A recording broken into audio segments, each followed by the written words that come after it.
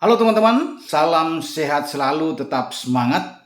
Kita kembali akan membahas tentang Liga Premier Inggris, di mana pada dini hari nanti pemimpin klasemen Manchester City akan menjamu tamunya Brentford di Stadion Etihad. Di atas kertas, saya rasa ini menjadi milik bagi Manchester Biru. 3 poin sudah di depan mata. Seperti hanya soal waktu saja buat tim asuhan Pep Guardiola ini. Bukan menganggap remeh Brentford, ya. Tetapi dengan kondisi Brentford yang 5 pertandingan terakhir di semua kompetisi mereka hancur, tidak pernah menang. Bahkan mereka sudah tersisih di Piala FA kemarin, dipukul habis oleh Everton dengan 4-1. Saya pikir sulit mereka untuk bisa mendapatkan hasil positif ketika tim asuhan Thomas Frank ini datang ke Etihad. Ya, ini perjuangan berat buat mereka. Ya. Kalah dari semua aspek kalau bisa melihat. Ya. Dari kedalaman skuad juga mereka tidak mampu untuk bisa mengimbangi City. Memang dalam pertandingan pertama akhir Desember tahun lalu mereka memberikan perlawanan di Stadion Community markas mereka. Brentford itu hanya kalah 1-0. Tetapi sekarang beda situasi dan kondisinya. Ini posisi dari City sedang bagus, ya. Sudah katakan itu 13 pertandingan terakhir mereka tidak terkalahkan. Mereka begitu konsisten. Mereka tidak akan membiarkan pertandingan ini di mana mereka harus kehilangan angka. Paling tidak bermain imbang. Itu tidak akan mungkin mereka lewatkan. Setelah mereka ditahan imbang oleh Soton, ini ada pengalaman yang mereka akan bawa nantinya, tidak boleh terulang lagi seperti hasil di St. Mary. Mereka harus menang. Karena mereka harus menjaga posisi dengan Liverpool yang menjadi lawan terberat mereka.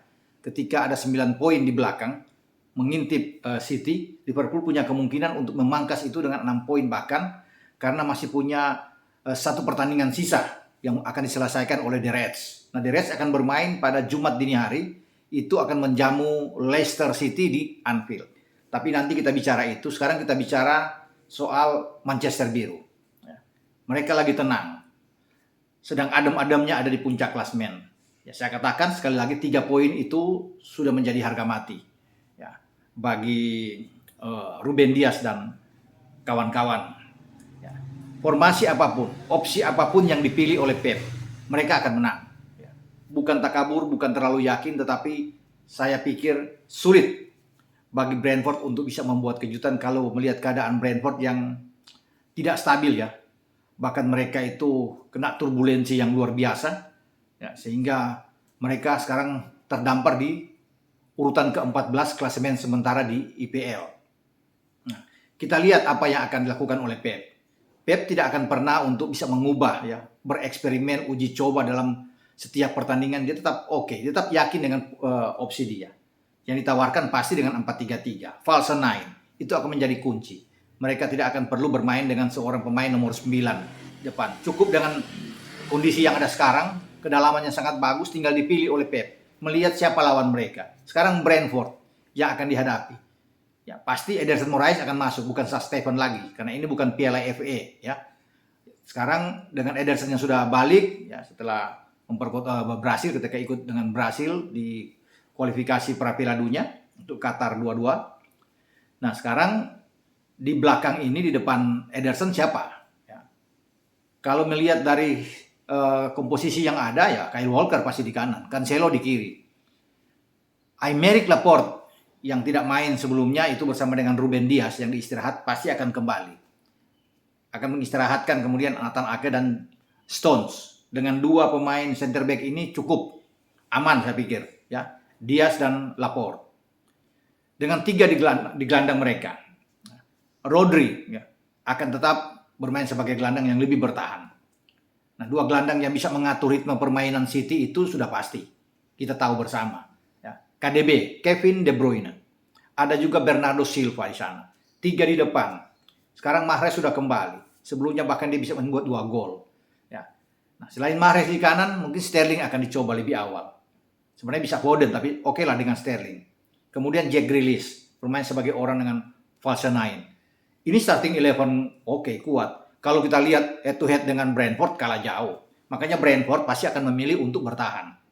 Itu pilihan paling baik buat mereka. Tidak akan mungkin mereka bermain agresif, apalagi bermain di Etihad. Bermain aja di stadion mereka, di community mereka bermain menunggu. Mereka bermain dengan bertahan. kendali permainan itu dipegang sepenuhnya oleh City, apalagi sekarang bermain di depan publik City pasti akan berusaha paling tidak untuk mencetak 1-2 gol di babak pertama untuk membuat mereka lebih enjoy ketika memasuki babak kedua. Saya sudah bilang dengan starting 11 mereka tadi itu bisa saja berubah, tapi ini menurut saya dengan saya katakan tadi apa yang dimainkan oleh Pep Guardiola. Nah, bagi Thomas Frank ya, pasti akan bermain lagi dengan 3-5-2. Namun pola ini kan lebih cenderung mereka lebih banyak bertahan karena dua sisinya akan lebih ke dalam ya, untuk dua flank mereka akan banyak bertahan untuk bisa membantu tiga back mereka, Pinnock di belakang, Johnson dan Ayer, tiga back ini ya. Dan kemudian mereka punya pengendali serangan atau yang mengontrol di tengah itu, kalau tidak Baptiste di sana ada Nogard ya, yang Zenald juga yang bisa ditampilkan, Van Aert yang bisa ditampilkan juga di sana. Jadi kita akan tunggu nantinya apa yang akan dimainkan oleh Thomas Frank. Sergi Caños juga bisa bermain dari sisi kanan karena Mbeumo ini sudah kembali dari COVID. Siapa tahu Mbeumo akan dimainkan lebih awal bermain dengan Ivan Toney di garis depan. Ya kalau bermain dengan 3-5-2. Toney yang sebenarnya ada di depan mungkin akan ditarik bermain dari sayap. Dan Toney ini punya Canos yang akan bermain. Toney tetap akan di depan. Canos yang akan membantu ke belakang ketika ditekan. Dan ini akan sangat sulit. Karena dua sisi flank, dua sisi sayap ini akan terus diteror habis ya. Baik oleh Raheem Sterling, kemudian oleh Mahrez. Ya. Belum lagi datang dari Bernardo Silva, datang dari Kevin De Bruyne. Ini pasti serangan akan datang bertubi-tubi, bergelombang untuk mencecar sisi ini. Nah, bukan cuma itu saja. Cancelo dan Walker pasti akan membantu. Terutama Cancelo yang banyak akan membantu serangan dari sisi kiri. Pertahanan kanan Brentford. Jadi tetap saya pikir ini Brentford akan kerja keras ya. Sudah bagus kalau mereka paling tidak di babak pertama itu tidak bobol gawang mereka. Tapi pasti City akan berusaha untuk bisa mencetak gol. Dan saya meyakini City akan mendapatkan gol di babak pertama sebelum mereka akan menambah gol di babak kedua. Jadi 3 poin ini wajar mereka dapatkan karena menghadapi Brentford ya. Saya sekarang akan coba dengan setelah City dapat 3 poin, saya ke Anfield. Nah di Anfield ini tugas dari The Reds Liverpool agak sedikit lebih berat. Mereka menghadapi Leicester, salah satu tim yang mengalahkan mereka dari 2 tim pada musim ini.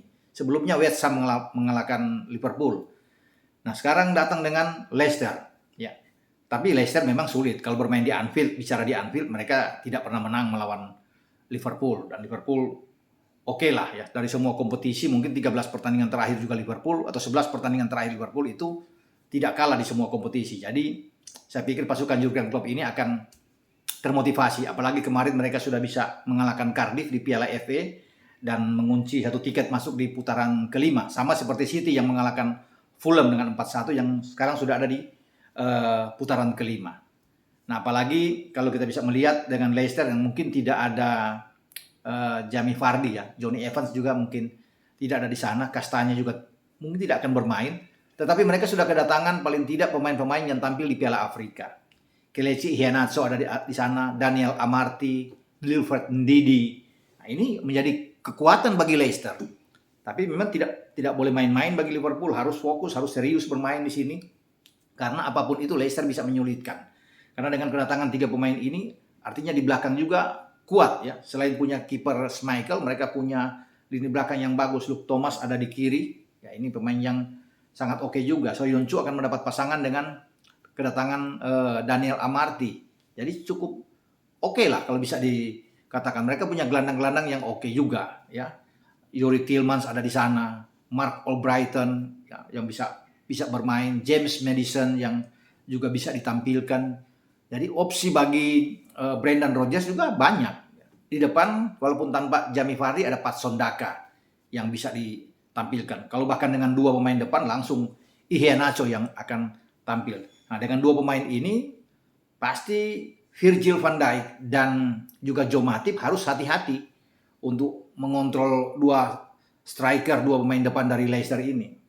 Pasti di kanan itu Trent ya, di kiri ada Robo, penjaga gawang ya kita akan lihat akan tampil kembali mungkin adalah Alisson Becker ya, bukan Kelleher. Di posisi tengah gelandang siapa tahu Thiago akan lebih dulu, bukan Naby Keita. Thiago, Fabinho dengan Henderson yang akan tampil ya. Dan Klopp akan memainkan 3 di depan. Sekarang Salah sudah datang dari Piala Afrika langsung terbang. Jadi akan bermain, saya pikir di kanan. Udah ikut dalam latihan-latihan sejak hari Senin. Ya, dia sudah tiba. Kemudian ada Firmino ya, di tengah ya, untuk sebagai pemain depan di sini dan didampingi oleh Diogo Jota.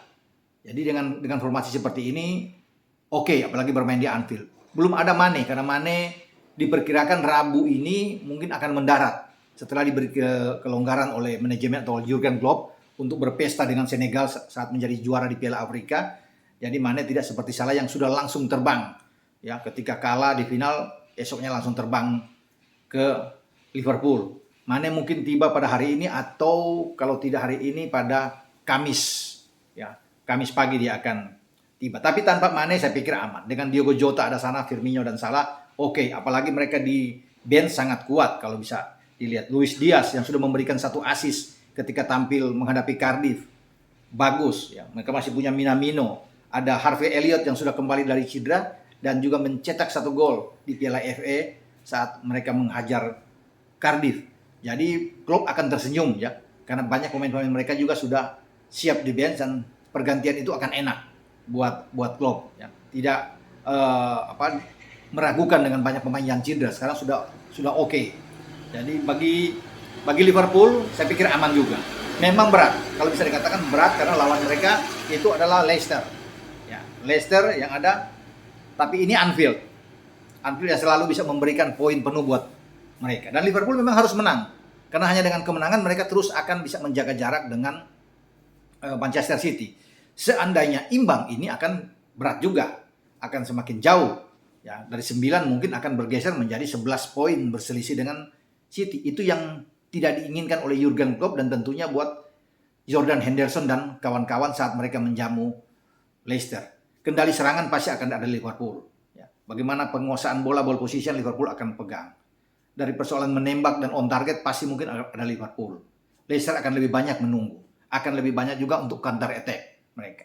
Dan ini kesempatan buat Liverpool untuk terus bisa mendulang poin saat mereka menjamu Leicester. Sampai di sini preview saya dengan 2 tim yang ada di papan atas yang akan bertanding. Satu di Kamis dini hari, City yang saya yakin mereka akan bisa dapat 3 angka melawan Brentford. Dan satu lagi, The Reds Liverpool yang akan bermain pada Jumat dini hari menjamu Leicester. Dan 3 poin sudah di depan mata bagi pasukan Jurgen Klopp.